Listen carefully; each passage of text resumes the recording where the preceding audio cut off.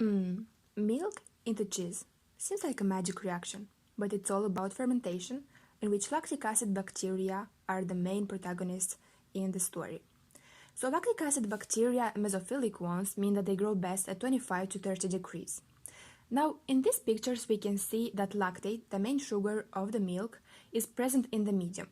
These lactic acid bacteria feed on this sugar and release lactic acid in the medium.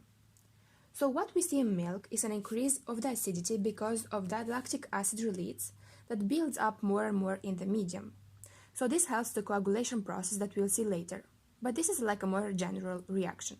Now, are you curious how to make cream cheese? Here are the steps. First, heat 3 liters of milk until you reach a temperature of 62 degrees. Then, cool the milk down in a water bath until you reach a temperature of 20 to 24 degrees. Add 200 ml of mesophilic powder culture. Mix. Add 2-3 drops of rennet. What is rennet? Let's explain it here.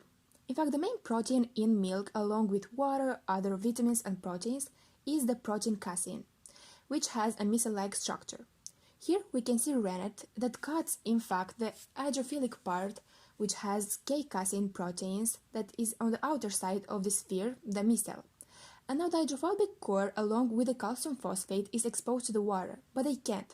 So they have really fast and quickly aggregate together with other micelle-like hydrophobic structures. They take away with them fats and other vitamins.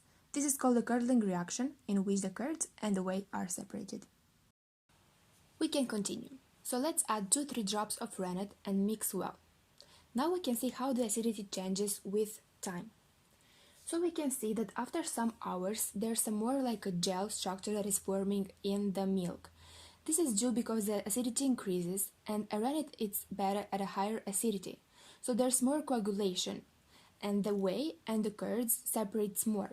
After 20 hours, we can see that there's a gel that is very firm.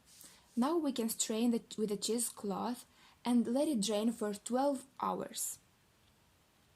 We can put some salt and we can put a weight also on the top, so there's more water that is coming out and we can obtain a firmer cheese.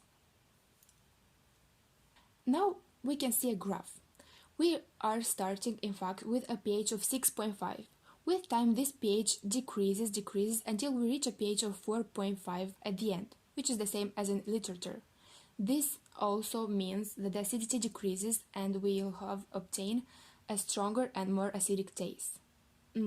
Delicious. Now you can make your own cheese and enjoy.